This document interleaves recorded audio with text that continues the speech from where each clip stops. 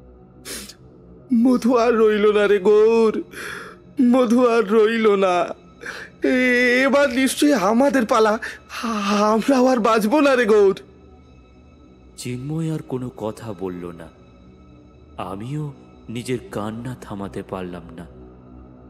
চিন্ময়ের হাত ধরে ওকে উঠিয়ে নিলাম জল মেঝে থেকে। তারপর বললাম, চল, এক্ষুনি চল এই বাড়ি থেকে। যেভাবেই হোক এই বাড়ির বাইরে বের হতেই হবে।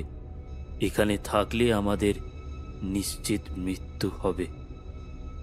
আমি চিন্ময়ের হাত ধরে বাড়ি থেকে বেরিয়ে গেলাম। তারপর জলের মধ্যে দিয়ে ধীরে ধীরে এগিয়ে যেতে লাগলাম বাড়ির প্রধান গেটের দিকে। কিন্তু গেটের ঠিক একটু আগে এসে হঠাৎ চিন্ময় থেমে গেল আর কাঁদতে কাঁদতে বলতে লাগলো, আমরা কেউ বাঁচবো না রে, ওরা আমাদের ছাড়বে না, আমাদের নিশ্চিত মৃত্যু হবে। তুই ভেঙে পড়িস না চিন্ময়, আমি একটা জিনিস বুঝেছি। এই বাড়ির বাইরে একবার যেতে পারলে এরা আমাদের আর কিচ্ছু করতে পারবে না। একবার ভেবে দেখ, এরা গ্রামের মানুষের কোনো ক্ষতি করতে পারেনি। কিন্তু আমরা তো শুনেছিলাম গ্রামেরও কয়েকজন লোক মারা পড়েছে এই প্রেতাত্মার হাতে। হ্যাঁ, সে ঠিকই শুনেছিস, কিন্তু তারা কোনো না কোনোভাবে এই বাড়িতে ঢুকেছিল, অথবা এই প্রেতাত্মারা ওদের মায়া করে এই বাড়িতে ঢুকিয়েছে, তারপরই ওদের প্রাণ গেছে। তাই কোনোভাবে যদি একবার আমরা এই বাড়ির বাইরে বেরিয়ে যেতে পারি, তাহলে আমাদের কোনো ভয় নেই। তুই ঠিক বলছিস গৌরীশঙ্কর, আমরা বেঁচে যাব, আমরা বাড়ি ফিরতে পারবো। যদি বাড়ির বাইরে বেরোতে পারি তবেই সম্ভব। তার আগে আমাদের দেখতে হবে কিভাবে বাইরে বেরোনো যায়। আমরা কোমর সমান জল ভেঙে গেটের সামনে এসে উপস্থিত হলাম। আমরা ভেবেছিলাম গেটটা বন্ধ থাকবে, কিন্তু অবাক করা ব্যাপার হলো গেটটা খোলাই আছে। খোলা গেট দেখে চিন্ময় তড়িঘড়ি গেটের বাইরে বেরোতে গেল। আর ঠিক সেই সময় এক অবাক করা দৃশ্য দেখে আমাদের গায়ে রক্ত হিম হয়ে গেল। চিন্ময় কিছুটা এগিয়ে আবার দুপা পিছিয়ে আসলো। জলের উপর জ্বলে উঠল ভাসমান আগুন। গেটের ঠিক সামনে বরাবর জলের উপর দাউ দাউ করে আগুন জ্বলছে। আমরা সেখানে ঠায় দাঁড়িয়ে রইলাম। তখন আবার আমাদের ঠিক পিছন থেকে ভেসে আসতে লাগলো সেই বীভৎস হাসি। আমরা পিছন ঘুরে দেখলাম সেই 3 প্রেতাত্মা দূরে দাঁড়িয়ে আমাদের দিকে তাকিয়ে হাসছে। এবার স্পষ্ট শুনতে পেলাম মহিলা প্রেতাত্মাটি আমাদের বলছে, কোথায় পালাবি? হ্যাঁ, কোথায় পালাবি? তোদের মৃত্যু আমাদের হাতেই, কেউ বেঁচে যেতে পারবি না, কেউ পারবি না।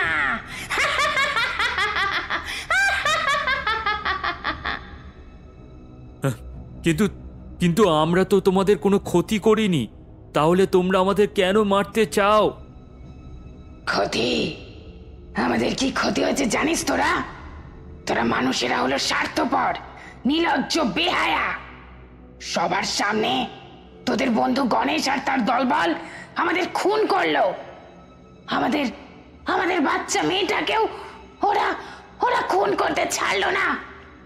আমি সবাইকে কত অনুরোধ করলাম, কিন্তু তোরা মানুষরা সবাই দাঁড়িয়ে দাঁড়িয়ে দেখলি, কিন্তু বাচ্চা মেয়েটাকে বাঁচানোর জন্য কেউ এগিয়ে এলি না। গণেশ তোমাদের খুন করেছে? কবে, কিভাবে, কেন খুন করলো সে তোমাদের? এবার গর্জন করে বলল, শোন বিজয় কাহিনী, তাহলে শোন কিভাবে তোর বন্ধু গণেশ আমাদের সবাইকে বেপরোয়াভাবে খুন করেছিল। আমার নাম ছিল মৃণাল বাগচি, আমি ছিলাম এই বাড়ির মালিক। তোদের বন্ধু গণেশ বাগচি ছিল আমার ছোট ভাই। অনেক কষ্টে আমি এই বাড়ি তৈরি করি, তবে আমার এই বাড়ির উপরে ওর প্রথম থেকেই লোভ ছিল। ও চাইতো যেভাবেই হোক এই বাড়িটা আমার থেকে হাতিয়ে নিতে। গণেশ আমাকে অনেকবার বলে শাসিয়েছে যেন এই বাড়ি আমি ওর নামে করে দিই, কিন্তু আমি রাজি হইনি। এই বাড়িটা নেওয়ার জন্য অনেক কলা কৌশল করে, কিন্তু কোনো কিছুতেই সফল হয়নি। আর তারপর একদিন ঠিক এইরকমই ঝড় জলের রাতে হঠাৎ গণেশ তার দলবল নিয়ে ঘরের মধ্যে আমাদের উপর হামলা করে। আমাদের বুকে বসিয়ে দেয় একের পর এক ছুরির কোপ। এই দেখ, এই ছুরিটা দিয়ে। এইটুকু বলে সে তার হাতের ছুরিটা এগিয়ে আমাদের দেখালো, আর তারপর আবার বলতে শুরু করলো, সেদিন আমাদের চেঁচামেচিতে গ্রামের মানুষ জড়ো হয়ে যায় আমাদের বাড়ির সামনে। আমি গণেশকে হাত জোর করে অনুরোধ করি সে যেন আমাদের বাচ্চাটাকে অন্তত রেহাই দেয়, ওকে যেন ওরা না মারে। কিন্তু ও আমাদের কোনো কথা শোনেনি। আমার ওই ছোট বছর 6 বাচ্চাটাকে পর্যন্ত ছাড়েনি সেদিন। আমি গ্রামের লোকেদের কাছে হাত জোর করে অনুরোধ করেছি তারা যেন অন্তত আমার বাচ্চাটাকে বাঁচায়, কিন্তু একজন মানুষও এগিয়ে আসেনি আমার বাচ্চাটাকে বাঁচাতে। তাই মানুষদেরকে আমরা ঘৃণা করি। তাই তোরাও আজ বেঁচে ফিরতে পারবি না। মৃণাল বাগচির কথা শেষ হবার পর আমি ভয়ে কাঁপা কাঁপা গলায় বললাম, কিন্তু আমাদের কি দোষ বলো? আমরা তো ওখানে ছিলাম না। আমার ওইটুকু বাচ্চাটার কি দোষ ছিল? বল বল বল, কি দোষ ছিল? সেদিন তোরা মানুষেরা ছোট নির্দোষ বাচ্চাটাকে রেহাই দিয়েছিলিস, আজ তোরাও রেহাই পাবি না। দয়া করে আমাদের ছেড়ে দিন। আমি দুহাত জড়ো করে বললাম, কিন্তু এবার আর সে আমার কথা কোনো উত্তর দিল না। তার পরিবর্তে সে আবার ভয়ঙ্কর হৃদয় কাঁপানো হাসি হাসতে হাসতে ক্রমে আমাদের দিকে এগিয়ে আসতে লাগলো। আমি দেখতে পাচ্ছি 3টে ভয়ঙ্কর প্রেতাত্মা ধীরে ধীরে আমাদের দিকে এগিয়ে আসছে। একদিকে তারা আমাদের 3 দিক থেকে ঘিরে রেখেছে, আর অন্যদিকে গেটের সামনে দাও দাও করে জ্বলছে আগুন। এখন আমাদের ঠিক কি করা উচিত তা আমরা আর বুঝে উঠতে পারছি না। ওরা এখন আমাদের থেকে মাত্র 1 ফুট দূরে, ক্রমেই কাছে এগিয়ে আসছে আমাদের বুকে ছুরি বিঁধে দিতে। অনুভব করলাম চিন্ময় শক্ত করে আমার হাত ধরছে। এখন ওরা আমাদের ঠিক সামনে, ছুরিটা উঁচিয়ে আমাদের বুকে বিঁধে দিতে যাবে। এমন সময় চিন্ময়ের হাত ধরে 1 লাফে চলে গেলাম গেটের ওপারে। আশ্চর্য ব্যাপার হলো, আমরা গেটের কাছে যেতেই আগুন নিভে গেল। কেন যে আগুন নিভে গেল তার কারণ তখনও বুঝে উঠতে পারলাম না। মনে মনে ভাবলাম, সে যেভাবেই নিভুক, আমরা যে বাড়ি থেকে বেরিয়ে যেতে পেরেছি এটাই অনেক। আমরা বাড়ি থেকে বেরিয়ে গেছি দেখে 3 প্রেতাত্মা রাগে টকবক করতে লাগলো, ছটফট করতে লাগলো আমাদের প্রাণ নিতে না পারার যন্ত্রণায়। মহিলা প্রেতাত্মাটা চেঁচিয়ে চেঁচিয়ে বলল, কিভাবে আগুন নিভে গেল? আমাদের মায়া করে তৈরি করা আগুন কিভাবে নিভে গেল? ফিরে আয় বলছি, ফিরে আয়, হায় বলছি। আমরা আর সেখানে দাঁড়ালাম না। কোমর পর্যন্ত জলের মধ্য দিয়ে যতটা দ্রুত এগোনো সম্ভব ততটাই দ্রুত সামনে এগিয়ে যেতে লাগলাম। মনে মনে খুব শান্তি হলো। যাক বাবা, অবশেষে তাহলে প্রাণটা নিয়ে ফিরে আসতে পারলাম। বাড়ির উঠোন থেকে রাস্তায় নেমে দেখলাম রাস্তার জল আরও কিছুটা বেশি। জল আমাদের এবার কোমর ছাড়িয়ে গেছে। এত জলের মধ্যে হেঁটে যাওয়াটা মুশকিলই বটে, তবে নিজের প্রাণ বাঁচাতে পাহাড় সমান মুশকিলকেও মুশকিল বলে মনে হলো না। তবে একটা সমস্যা হলো এই যে চারিদিকে ঘুটঘুটে অন্ধকার। এত অন্ধকারে কোনটা রাস্তার কোনটা রাস্তার পাশে জলাশয় তা বোঝা মুশকিল। সে নাই বা বোঝা যাক, প্রাণটা বাঁচলেই হলো। মাথার উপর এখন 1 নাগারে বৃষ্টি পড়েই যাচ্ছে, সাথে ঝোড়ো হাওয়া তো আছেই। নিচে কোমর পর্যন্ত জল আর মাথার উপর টপ টপ করে 1 নাগারে বৃষ্টি পড়াতে এবার আমাদের খুব ঠান্ডা লাগতে লাগলো। মনে হলো যেন শরীরে জ্বর এসেছে। অন্ধকারে আরও কিছু দূর এগিয়ে আবার যেন ভয়ের অনুভব হতে লাগলো। এগিয়ে তো যাচ্ছি, কিন্তু এই অন্ধকারে কোমর জল ভেঙে কোথায় যাচ্ছি আমরা? কোথায় বা এসে পড়েছি আমরা? এই কোন জায়গা? আগে পিছে তো কিছু ঠাউর করতে পারছি না। এদিকে মাথায় তীব্র যন্ত্রণা শুরু হলো, আর হাঁটতে পারছি না। মাথাটা কেমন যেন ঘুরে আসছে, এই বোধহয় পড়ে যাব। হঠাৎ মনে পড়ে গেল চিন্ময় এই বাড়ি থেকে বেরোনোর সময় একটা টর্চ নিয়ে এসেছিল। এতক্ষণ সেটা মনে ছিল না, শুধু শুধু অন্ধকারের মধ্যে দিয়ে আসছিলাম এতক্ষণ। চিন্ময় তখনও আমার হাত শক্ত করে ধরে আছে। আমি চিন্ময়কে উদ্দেশ্য করে বললাম, হ্যারিকেনটা জ্বাল তো চিন্ময়। হাতে থাকা সত্ত্বেও সেও আমার মতো বেমালুম ভুলে গিয়েছিল হ্যারিকেনের কথাটা। তবে এবার আমার কথা শুনে চিন্ময় হাতে থাকা হ্যারিকেনটা জেলে দিল। দে, এবার আমার হাতে দে। চিন্ময় হ্যারিকেনটা আমার হাতে দিল। আমি হ্যারিকেনটা নিয়ে চারিদিকটা একটু দেখার চেষ্টা করলাম, কোথাও একটু বিশ্রামের জায়গা পাওয়া যায় কিনা। ভাগ্যক্রমে আর একটু এগিয়ে রাস্তার বাঁদিকে একটা বাঁশের চালা পেয়ে গেলাম। গ্রামের গাঁয়ের দিকে এরকম বাঁশের চালা মাঝে মাঝেই দেখা যায়। মাটিতে বাঁশ পুঁতে মাটি থেকে কিছুটা উপরে এই ধরনের চালা তৈরি হয়। গরমের দিনে পড়ন্ত বিকেলে এর উপর বসে গ্রামের মানুষেরা গল্পগুজব করে। কোনো কোনো বাঁশের চালার উপরেরটা ন্যাড়া হয়, মানে উপরে কোনো ছাউনি থাকে না। আবার কোনো কোনোটাতে ছাউনি দেওয়া থাকে। ভাগ্যক্রমে এটাতে ছাউনি দেওয়া আছে। সেটা দেখে আমরা কিছুটা স্বস্তি পেলাম। আর দেরি না করে আমরা গিয়ে উঠলাম সেই বাঁশের চালায়। ঠিক করলাম আজ রাতটা কোনো ক্রমে এই বাঁশের চালার উপরেই কাটিয়ে দিতে হবে। হ্যাঁ, হয়তো খুব আরামদায়ক হবে না, তবে এই ঝড় বৃষ্টির দিনে এমন ঘুটঘুটে অন্ধকারে কোমর সমান জলের মধ্যে ঘুরে বেড়ানোর কাছে এই বাঁশের চালা কম কিছু নয়। চালার উপর উঠে দুজনে জড়সড় হয়ে বসলাম। এতক্ষণ জলে ভিজে থেকে আমাদের খুব ঠান্ডা লেগে গেছে। এতক্ষণে আবার আমাদের মনে পড়ে গেল আমাদের বন্ধুত্বের কথা। একটা জিনিস খেয়াল করলাম যে এতক্ষণ কিন্তু আমাদের না ছিল কোনো দুঃখ, না ছিল কোনো মন খারাপ। থাকার মধ্যে শুধু ছিল ভয়, নিজের প্রাণের ভয়। এসব ভাবতে ভাবতে বাঙালিদের বলা একটা প্রবাদ বাক্য মনে পড়ে গেল, নিজে বাঁচলে বাপের নাম।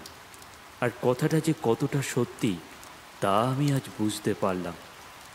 তবে সত্যি বলতে খুব খারাপ লাগছে। খারাপ লাগছে ওই প্রেতাত্মাদের কথা ভেবে।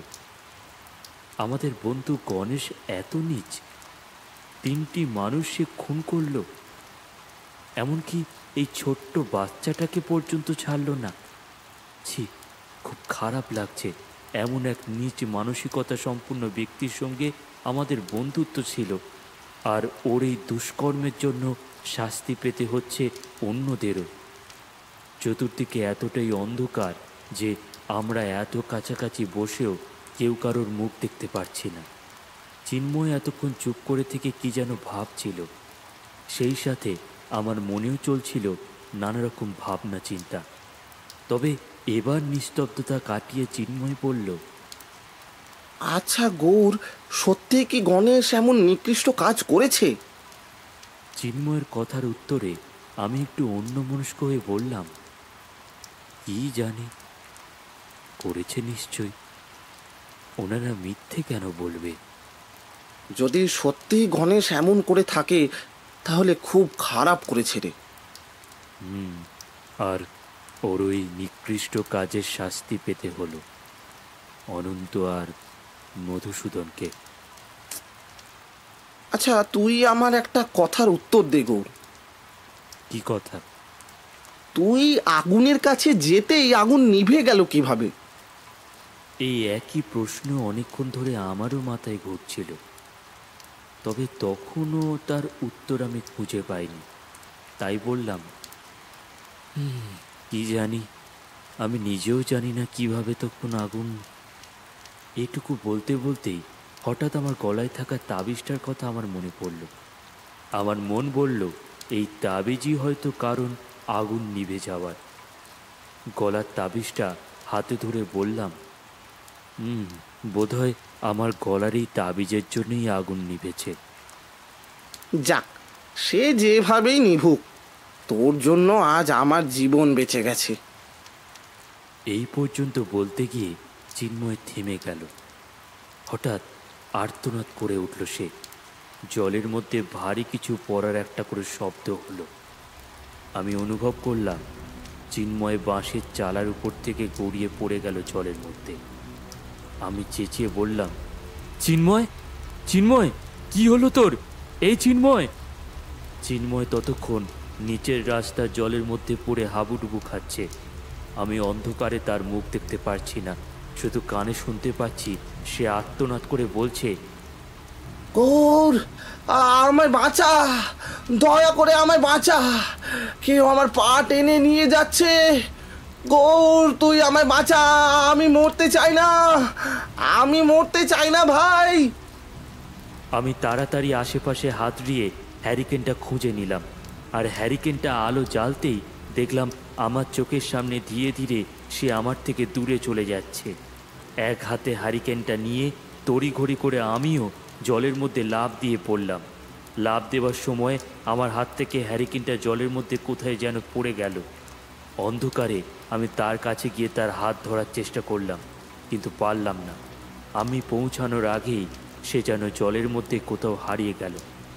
আমি পাগলের মতো তাকে এদিক ওদিক খুঁজতে লাগলাম জলের মধ্যে, কিন্তু কই চিন্ময়? এরই মধ্যে কোথায় হারিয়ে গেল সে? আমি কিছুটা এগিয়ে গিয়ে আবারও জলের মধ্যে এদিক ওদিক খুঁজেও চিন্ময়কে আর পেলাম না। আমি চেঁচিয়ে উঠে তার নাম ধরে ডাকলাম, চিন্ময়, চিন্ময়, কোথায় তুই? তুই কি শুনতে পাচ্ছিস চিন্ময়? কোথায় চিন্ময়? না, কারোর কোনো সাড়া শব্দ পাওয়া গেল না। আমি এবার নিজেকে আর সামলাতে পারলাম না। চোখ দিয়ে জল বেরিয়ে এলো। কাঁদতে কাঁদতে আরও দুবার চিন্ময়ের নাম উচ্চারণ করলাম, চিন্ময়, চিন্ময়, কোথায় তুই? কোথায় তুই চিন্ময়? না, চিন্ময়কে আর পাওয়া গেল না। চারিদিকে নিকষ কালো অন্ধকারে আমি পাগলের মতো হয়ে গেলাম। এই বৃষ্টির মধ্যে কোমর সমান জলে দাঁড়িয়েও এবার যেন আমার ঘাম ছুটতে শুরু করলো। এই মুহূর্তে আমার ঠিক কি করা উচিত তা আমি বুঝে উঠতে পারলাম না। এমন এক ভয়ঙ্কর রাতে নিজের শেষ সঙ্গীকে হারিয়ে ফেলার পর আমি ভীষণভাবে ভেঙে পড়লাম। কি করব কিছু ভেবে না পেয়ে সামনের দিকে আবার হাঁটতে শুরু করলাম। এত ঘুটঘুটে অন্ধকারে আমি আমার দিক জ্ঞান হারিয়ে ফেলেছি। হাঁটতে তো শুরু করেছি, কিন্তু কোন দিকে যে যাচ্ছি, কোথায় যাচ্ছি তা আমি কিছুই জানি না। যেন হেঁটে যাচ্ছি কোনো এক অজানা পথে। এই পথ আমাকে নিয়ে যাচ্ছে আমার জীবনের অন্তিম পর্বে। এই পথের শেষ প্রান্তটিতে যেন আমার জন্য অপেক্ষা করছে স্বয়ং মৃত্যু। এই পথ যেন কোনো এক অন্ধকারাচ্ছন্ন নগরী, যেখানে সব অতৃপ্ত প্রেতাত্মার বাস। আর সেই প্রেত নগরীতে আমি একমাত্র জীবিত মানুষ। সেই রক্ত পিপাসু প্রেতাত্মারা যেন শয়তান রাজার কাছে আমার মৃত্যু কামনা করছে। আমি কোমর জলের মধ্যে দিয়ে ধীরে ধীরে এগিয়ে চলেছি। হঠাৎই কাছেই কোথাও এই অন্ধকার রাতেও কাক ডেকে উঠল, আর তার সাথেই যেন অনেকগুলো কুকুর একসাথে ডেকে উঠল দূরে কোথাও। আমার শরীর আবার ভয়ে কাঁপতে শুরু করল। মাথার উপর ক্রমশ বৃষ্টির ফোঁটা পড়েই চলেছে। আমি তবুও এগিয়ে যেতে থাকলাম। মনে মনে ঠিক করলাম যেভাবেই হোক এই গ্রাম থেকে বহু দূরে চলে যেতে হবে। হাঁটতে হাঁটতে হঠাৎই অনুভব করলাম যেন কেউ আমাকে অনুসরণ করে আমার পেছন পেছন হেঁটে আসছে। জলের মধ্য দিয়ে। আমি স্পষ্ট তার জলের মধ্যে দিয়ে হেঁটে আসার শব্দ শুনতে পারছি। আমি তৎক্ষণাৎ দাঁড়িয়ে গিয়ে পিছন ঘুরে তাকালাম, কিন্তু অন্ধকারে কাউকেই দেখতে পেলাম না। তবে একটা জিনিস লক্ষ্য করলাম, আমি দাঁড়িয়ে পড়াতে সে জলে হেঁটে আসার শব্দ বন্ধ হয়ে গেল। আমি বেশ কিছুক্ষণ দাঁড়িয়ে থাকলাম, না, কোথাও কিচ্ছু নেই। বোধহয় আমার মনের ভুল। আমি আবার সামনের দিকে হাঁটতে শুরু করলাম। যেই আবার হাঁটতে শুরু করেছি, অমনি আবারও সেই শব্দ শুনতে পেলাম। না, মনের ভুল নয়, সত্যি কেউ আমায় অনুসরণ করছে। আমি চেঁচিয়ে বললাম, কে কে ওখানে? কে আমাকে অনুসরণ করছে? কোনো উত্তর এলো না। আমার বুকের ভেতর তখন ধুকপুকানি শুরু হয়েছে। আমি আরও একবার চেঁচিয়ে উঠলাম, উত্তর দিচ্ছ না কেন? কে ওখানে? তবু কোনো উত্তর পাওয়া গেল না। এবার আমি আর দাঁড়ালাম না, আবার হাঁটতে শুরু করলাম। যখনই হাঁটতে শুরু করলাম, তখন আমি আবার আমার পিছনে সেই একই শব্দ পেলাম। মনে মনে ঠিক করলাম, যাই হয়ে যাক, আমি আর দাঁড়াবো না। যতটা সম্ভব নিজের গতি বাড়িয়ে দ্রুত এগিয়ে যেতে লাগলাম। আরও কিছু দূর এগিয়ে যাওয়ার পর ধীরে ধীরে শব্দটা ক্রমেই কাছে আসতে লাগলো, যেন সেই রহস্যজনক ব্যক্তি ঠিক একদম আমার পিছন পিছন হাঁটছে। এবার আমার খুব ভয় হলো। আমি বুঝে উঠতে পারলাম না এবার আমি কি করব। ঠিক করলাম, যাই হোক, হাঁটা থামাবো না। আরও কিছুটা সামনে এগিয়ে দেখলাম এখানে জল অনেকটা কম, সম্ভবত এই জায়গাটা একটু উঁচু। আরেকটু বাঁদিকে সরে যেতে হঠাৎ যেন কিসের সাথে ধাক্কা খেলাম। মাথায় খুব জোর লাগতো। উফ করে চেঁচিয়ে উঠলাম। হাত দিয়ে অনুভব করে বুঝতে পারলাম এটা একটা কাঠের দরজা। আমার শরীরে যেন প্রাণ ফিরে এলো। আমি জোরে জোরে দরজায় ধাক্কা দিলাম আর চেঁচিয়ে বললাম, কেউ আছেন? দরজাটা খুলুন, কেউ কি আছেন? কেউ কোনো সাড়া দিল না। আমি দেওয়াল ধরে আরেকটু সামনে গিয়ে বুঝতে পারলাম এখানে আরেকটা দরজা। এটাতেও জোরে জোরে ধাক্কা দিয়ে চেঁচিয়ে বলতে লাগলাম, কেউ কি আছেন? দয়া করে দরজাটা খুলে দিন, আমি খুব বিপদে পড়েছি। কেউ কি শুনতে পাচ্ছেন আমার কথা? এবারেও কোনো উত্তর পাওয়া গেল না। আমি এবার সামনের আরেকটা দরজায় ধাক্কা দিতে যাব, এমন সময় আমাকে পিছন থেকে কেউ একজন ডাকলেন, কাকে খুঁজছেন ওখানে? ওখানে তো কেউ নেই। আমি থমকে দাঁড়িয়ে গেলাম। এই নির্জন নগরীতে কে ডাকে আমায়? আর তার গলার আওয়াজই বা এমন কেন? আমি আগে কখনো কোনো মানুষের এমন গলার আওয়াজ শুনিনি। আমি আমতা আমতা করে বললাম, কে কে ওখানে? কে ডাকে আমায়? আপনি আমাকে চিনবেন না, তবে তবে আপনি যেখানে কাউকে খুঁজছেন সেখানে কাউকেই পাবেন না। ইয়ে মানে আপনি কি করে জানলেন যে ওখানে কেউ নেই? আমি জানি। আপনি একটা কাজ করুন, আমার সাথে আসুন। আমার বাড়িতে আজকে রাতটা আশ্রয় নিন। না মানে আমি আপনার সাথে মানে মানে আপনি কি করে জানলেন যে আমি আশ্রয় চাইছি? এই ঝড় জলের রাতে আপনি দরজা ধাক্কা দিয়ে লোক ডাকছেন, সেটা দেখে আপনার বর্তমান অবস্থা বুঝে নেওয়া কি স্বাভাবিক নয়? আসলে আপনি কে যদি একটু জানতে পারতাম তাহলে একটু ভালো হতো আর কি। আমি কে সেটা জানা বেশি প্রয়োজন নাকি আশ্রয়? লোকটার কথাবার্তা কেমন যেন একটু অদ্ভুত ধরনের লাগলো, তবে সেটা এখন গুরুত্বপূর্ণ নয়। এমন এক ভয়ঙ্কর রাতে একটু আশ্রয় পাওয়াটাই এখন অনেক দামি। আমি বললাম, তাকে আশ্রয়? তাহলে আমার সাথে আসুন। আরে আসুন আসুন, ভয় পাবেন না। আমার সাথে আপনার বন্ধু চিন্ময় আছে। আমি রীতিমতো অবাক হয়ে গেলাম। চিন্ময় ওনার সাথে আছে? আমি অবাক হয়ে প্রশ্ন করলাম, চিন্ময় আপনার সাথে আছে? কিন্তু কিভাবে? সেসব পরে শুনবেন, আগে আসুন। এই যে চিন্ময় বাবু, আপনার বন্ধুকে ডাকুন, উনি ভয় পাচ্ছেন। এতক্ষণ পর চিন্ময়ের গলার আওয়াজ আমি শুনতে পেলাম। সে বলল, চলে আয় গো, ভয় পাস নে। চিন্ময়ের গলা শুনে এক মুহূর্তের মধ্যে আমার অর্ধমৃত শরীর যেন প্রাণ ফিরে এলো। আমি খুব খুশি হয়ে বললাম, আরে চিন্ময়, তুই সত্যি আছিস? কোথায় চলে গিয়েছিলিস তুই? চিন্ময়ের বদলে উত্তর দিলেন সেই আগন্তুক। বললেন, সেসব না হয় পরে শুনবেন।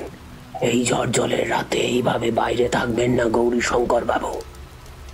আর দেরি করবেন না, নিন ধরুন, আমার হাতটা ধরুন, আমি আপনাদের সঠিক জায়গায় পৌঁছে দেব। হ্যাঁ, সেই ভালো, চলুন। আমি আর দেরি না করে সেই অচেনা ব্যক্তির হাত ধরে অন্ধকারের মধ্যে এগিয়ে যেতে লাগলাম। তবে একটা কথা মনের মধ্যে ঘুরতে থাকলো, খুবই আশ্চর্যের ব্যাপার, উনি আমার নাম জানলেন কি করে?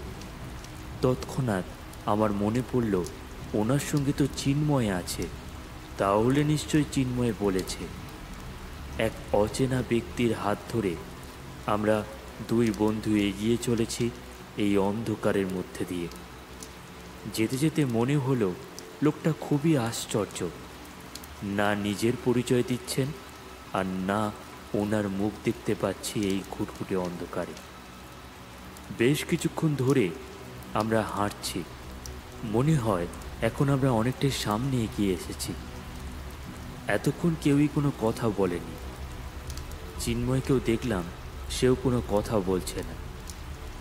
আমি নিস্তব্ধতা ভেঙে জিজ্ঞেস করলাম, মশাই, আমরা কোথায় যাচ্ছি? আমার প্রশ্নে অচেনা সেই রহস্যজনক ব্যক্তি এক কথায় উত্তর দিল, আমার বাড়িতে। আমি আবারও তাকে প্রশ্ন করলাম, আপনার বাড়ি আর কতটা দূরে? আসলে এই জলের মধ্যে বড় কষ্ট হচ্ছে। আর বেশি দূরে নয়, এক্ষুনি পৌঁছে যাব। আসলে অনেকক্ষণ ধরে জলে ভিজেছি তো, খুব ঠান্ডা লেগে গেছে, মনে হচ্ছে জ্বর আসছে, আর হাঁটতে পারছি না। একটু বিশ্রাম হলে ভালো হতো। আর একটু কষ্ট করুন, তারপর তো শুধু শান্তি আর শান্তি। আমি আর কোনো উত্তর দিলাম না। মনে মনে ভাবলাম, লোকটা যেমনই হোক, আমাদের বিপদের সময় আমাদের সহায়ক হয়েছে, এটাই যথেষ্ট। যদিও একবার এটাও মাথায় এলো যে লোকটা চোর ডাকাত নয় তো, কিন্তু তারপর আবার ভাবলাম, আমাদের কাছে কী বা আছে যেটা সে চুরি বা ডাকাতি করবে? এতক্ষণে বৃষ্টিটা কমেছে, চতুর্দিক এখন বড়ই নিস্তব্ধ। জলের মধ্যে দিয়ে আমাদের তিন ব্যক্তি হেঁটে যাওয়ার শব্দ ছাড়া আর কোনো শব্দই শোনা যায় না। অন্ধকার পেরিয়ে কোন দিক থেকে এগিয়ে যাচ্ছি তা ঠাউর করতে পারছি না।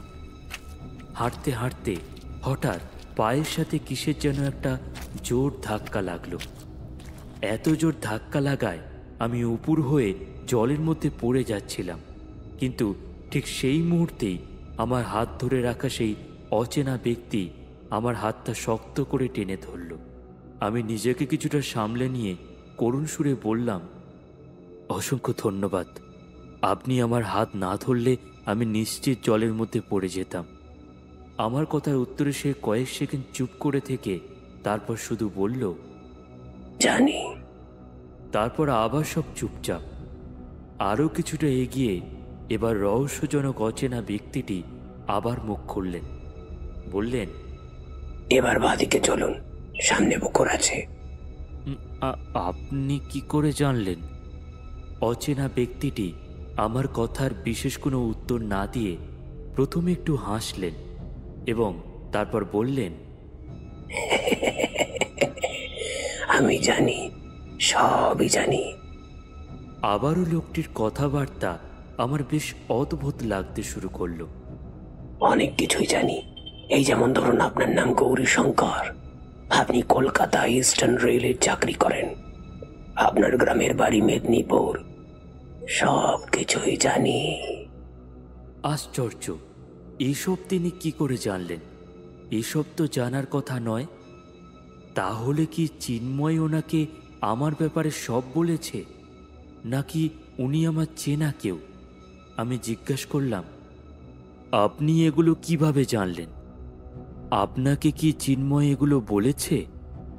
আমার প্রশ্নের উত্তরে আবারও সেই একই রকম একটু হাসি দিয়ে তিনি উত্তর দিলেন, না।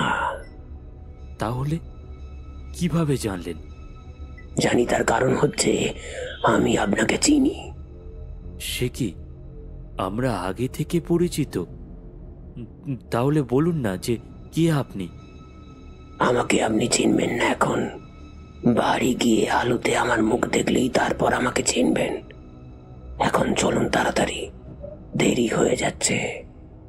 আমি মনে মনে ভাবলাম সেটাই বোধহয় ভালো হবে। আমি আর কোনো প্রশ্ন করলাম না। কোনো ক্রমে আজকের রাতটা কাটাতে পারলে হয়। সারা জীবনে আর কোনোদিন এই গ্রামে আসব না। আজকের মতো এই অচেনা ব্যক্তি বাড়িতে কাটিয়ে দিয়ে কাল সকালেই চলে যাব। তবে একটা কথা বারবার মনে আসতে লাগলো, চিন্ময়কে উনি কোথায় পেলেন? আমি পাগলের মতো খুঁজেও তখন চিন্ময়কে পেলাম না। আর তখন আমাকে অনুসরণ করে আমার পিছন পিছন বা কেই বা আসছিল? এরাই বুঝি। তবে এরাই যদি হয়, তাহলে আমি এত ডাকাটাকি করাতে সাড়া দিল না কেন? একবার জিজ্ঞেস করব কি? না থাক, জিজ্ঞাসা করাটা বোকামি হবে বোধহয়। তাই অহেতুক আর কোনো কথা না বলে রহস্যময় ব্যক্তিকে অনুসরণ করে হাঁটতে লাগলাম। আরও কিছুক্ষণ হাঁটার পর এবার আমার সত্যিই খুব কষ্ট হতে লাগলো।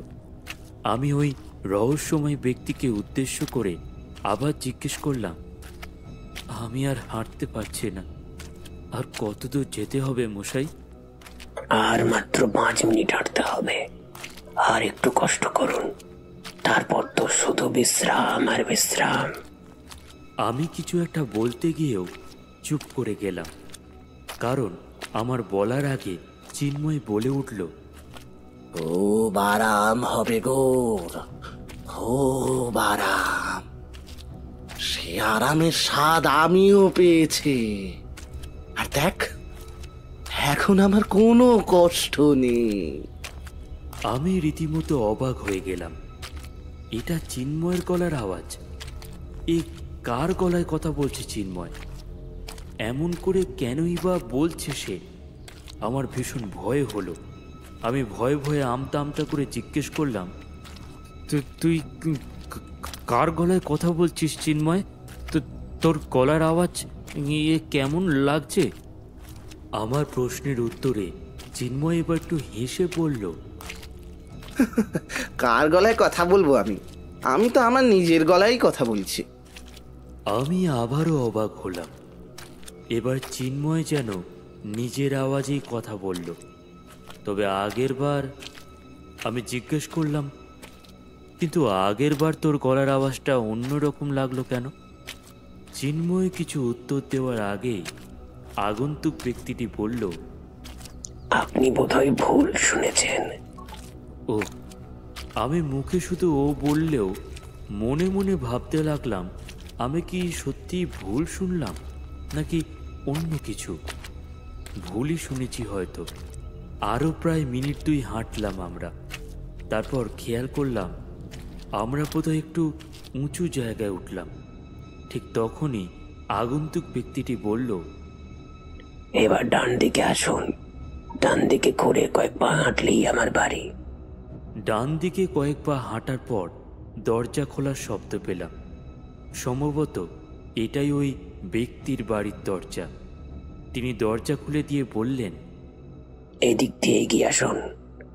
এবার সম্ভবত উঠোন পেরিয়ে আমরা একটা উঁচু বারান্দায় প্রবেশ করলাম। আর তারপর সদর দরজা খুলে তিনি আমাদের একটা ঘরে নিয়ে বসালেন। আর তারপর তিনি বললেন, মিনিট বসুন, আমি আলো নিয়ে আসি। এইটুকু বলে সে যেন মুহূর্তের মধ্যে কোথাও হাওয়া হয়ে গেল। আমার ঠিক পাশেই বসেছিল চিন্ময়। আমি ওকে বললাম, কি রে, এখন তো বল, তোর তখন কি হয়েছিল? কোনো উত্তর পেলাম না। এবার আমি ওর গায়ে হাত দিয়ে ওকে ডাকতে যাব, সেই মুহূর্তে হঠাৎ আমি শুনতে পেলাম আবারও সেই হৃদয় ফাটা হাসি। কারা যেন আমার খুব কাছে দাঁড়িয়ে বীভৎসভাবে হাসছে। সে হাসি শুনলে রক্ত হিম হয়ে যায়। এ আমি কোথায় এলাম আবার? চিন্ময়ের হাত ধরে বললাম, চিন্ময়, চল পালা এখান থেকে। কিন্তু কোনো উত্তর পেলাম না। আমি আবারও ডাকলাম চিন্ময়ের হাত ধরে, না, এবারও কোনো উত্তর পাওয়া গেল না। আমি চিন্ময়ের হাত ধরে নিয়ে দৌড়তে যাব, এমন সময় ঘরের আলো জ্বলে উঠল। আর আলো জ্বলে উঠতেই আমি যা দেখলাম তা দেখে ভয়ে আমার শরীর কাঁপতে শুরু করলো। এ কোন ঘরে বসে আছি আমি? এ ঘর তো আমি চিনি। এটা তো মধুসূদনের সেই নতুন বাড়ি, যেখান থেকে কিছুক্ষণ আগে আমরা পালিয়ে গিয়েছিলাম। ওই তো আমার সামনেই সেই টেবিল, যে টেবিলে গ্লাস সাজানো ছিল। আমরা সব বন্ধুরা এখানে বসেই বিদেশি পানীয়তে চুমুক দিচ্ছিলাম। আমি আবার এখানে কি করে আসলাম? তাহলে কি ওই প্রেতাত্মাই আমাকে মায়া করে এখানে আবার নিয়ে এলো? আমি ভয়ে ভয়ে চিন্ময়ের দিকে ঘুরে তাকালাম, আর ঘুরে তাকাতেই আমার বুক কেঁপে উঠল। চিন্ময়ের চেহারা নিয়ে যে চেয়ারে বসে আছে, আদেও কি আমার বন্ধু চিন্ময়?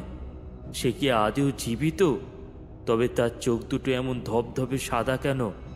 তার বুকের বিভিন্ন জায়গায় ছুরির ক্ষত, আর সেই ক্ষত থেকে ঝরে পড়ছে লাল লাল রক্ত। তাহলে নিশ্চয়ই ওরা চিন্ময়কে... আমার আর বুঝতে বাকি রইল না যে তখন চিন্ময় ওরকম অদ্ভুতভাবে কেন কথা বলছিল। আমি আর স্থির থাকতে পারলাম না। আমি সব কিছু ভুলে এক দৌড় দিয়ে ঘর থেকে বেরিয়ে যেতে চাইলাম, কিন্তু ঠিক দরজার কাছে যেতেই দেখলাম আমার সামনে দাঁড়িয়ে সেই তিন প্রেতাত্মা। তিনজনেরই হাতে রক্ত মাখা ধারালো ছুরি। ওরা ধীরে ধীরে আমার দিকে এগিয়ে আসতে লাগলো, আর আমিও ধীরে ধীরে পিছন দিকে এগিয়ে যেতে থাকলাম। এখন ওরা আমার সামনে চলে এসেছে হঠাৎ। আমার মনে পড়ে গেল আমার গলায় ঝোলানো সেই তাবিজের কথা। আমার গলায় আমার দাদু দেওয়া সেই তাবিজ, যে তাবিজ থাকার জন্যই ওরা আগে দুবার আমাকে মারতে চেয়েও পারেনি। আমি ওদেরকে বললাম, তোমরা আগে দুবারও আমাকে মারতে পারোনি, এবারও পারবে না। আমার গলায় আমার দাদুর দেওয়া তাবিজ আছে। এটুকু বলে আমি আমার গলায় ঝোলানো তাবিজ ওদের উঠিয়ে দেখাতে গেলাম, কিন্তু গলায় হাত দিতেই আমার বুক কেঁপে উঠল। আমার গলায় সেই তাবিজটা নেই। আমি পাগলের মতো এদিক ওদিক খুঁজতে লাগলাম, কিন্তু কোথাও পেলাম না। ঠিক তখনই দেখলাম তিন প্রেতাত্মা আবার অদ্ভুতভাবে হাসতে শুরু করেছে। কিছুক্ষণ হৃদয় ফাটানো হাসি হেসে পুরুষ প্রেতাত্মা বলল, সেই তাবিজ তো তখনই জলে পড়ে গেছে যখন তুই তোর বন্ধুকে বাঁচানোর জন্য জলে লাফ দিয়েছিলি। এবার আমি চোখে অন্ধকার দেখলাম। আমার ঠিক সামনে কয়েক মিনিটের দূরত্বে যেন আমি আমার মৃত্যু দেখতে পাচ্ছি। প্রেতাত্মারা এবার হাসি থামিয়েছে। এখন তাদের চোখে জ্বলছে প্রতিশোধের আগুন। তাদের ধবধবে সাদা চোখগুলো যেন আমাকে গিলে ফেলেছে। হঠাৎ স্ত্রী প্রেতাত্মা এসে আমার গলা ধরে ফেলল। আমার দম আটকে যাচ্ছে। আমার গলা থেকে বেরিয়ে আসছে অস্ফুট গোঙানির শব্দ। এবার পুরুষ প্রেতাত্মা তার ছুরি উঁচিয়ে আমার ঠিক সামনে দাঁড়িয়েছে। হঠাৎ সজোরে ছুরি দিয়ে আমার বুকে তীব্র আঘাত করলো। আমি যন্ত্রণায় চেঁচিয়ে আর্তনাদ করে উঠলাম। ছোট বাচ্চার প্রেতাত্মা এবার আমার মুখ চেপে ধরে ফেলেছে। আর তারপরে আবারও পুরুষ প্রেতাত্মা আমার বুকে সজোরে আবার কয়েকটা কোপ বসল।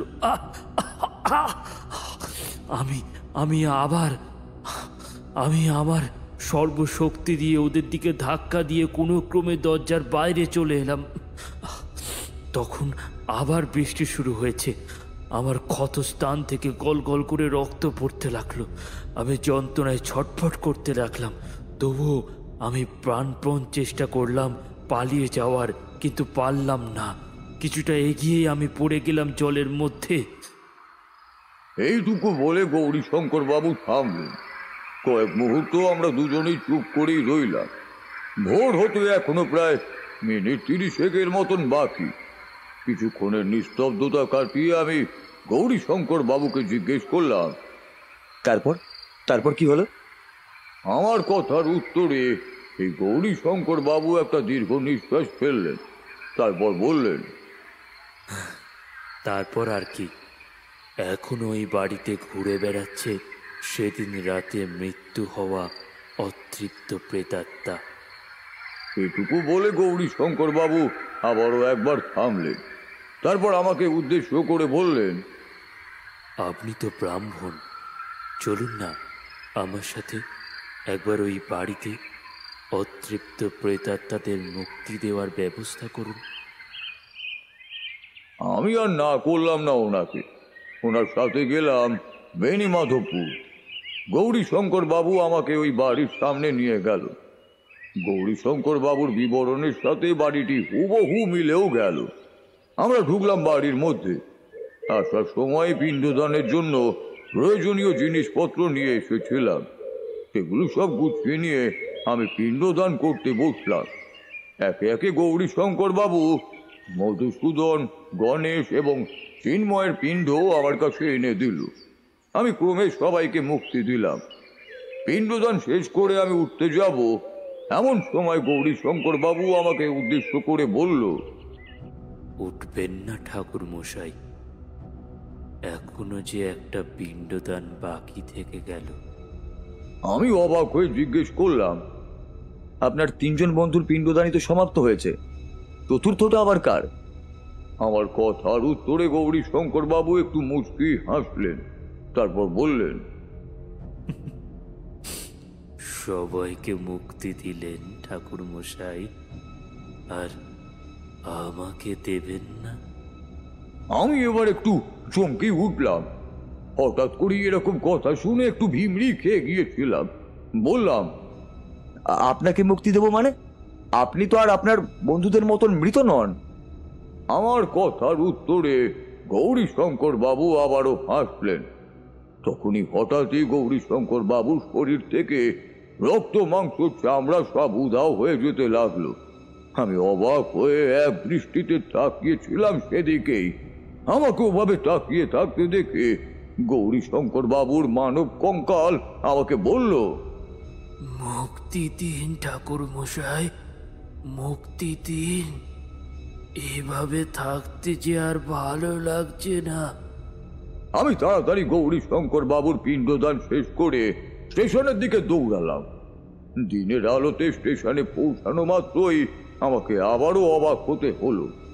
আমি দেখলাম বহু বছর আগে এখানে একটা স্টেশন ছিল বটে, তবে এখন ধ্বংসাবশেষ ছাড়া আর কিছুই নেই। এটাই ছিল আমার জীবনের প্রথম অলৌকিক উপলব্ধি। পরে অবশ্য আমি বুঝতে পেরেছিলাম আমার হঠাৎ ট্রেনে ওঠা, জল পিপাসা পাওয়া আর ওই স্টেশনে নামা কোনোটাই কাকতালীয় ছিল না, সবটাই ছিল অন্য কারুর ইচ্ছে। এইটুকু বলে তারানাথ থামলেন। আমরা হতভম্ব হয়ে শুনছিলাম এতক্ষণ। গল্পের ভয়ানক শেষ পরিণতিতে আমাদের গায়ে যেন কাঁটা দিয়ে উঠেছিল। বেশ কিছুক্ষণ চুপ করে রইলাম আমরা সবাই। হঠাৎ কিশোরী জিজ্ঞাসা করল, আপনি কি আর কখনো সেখানে গিয়েছিলেন ঠাকুরমশাই? বহু বছর পরে আবারও একবার গেছিলাম সেখানে। বাড়িটা এখনো রয়েছে। তোমরা যদি কখনো যাও তাহলে বাড়িটা তোমরা এখনো দেখতেই পাবে।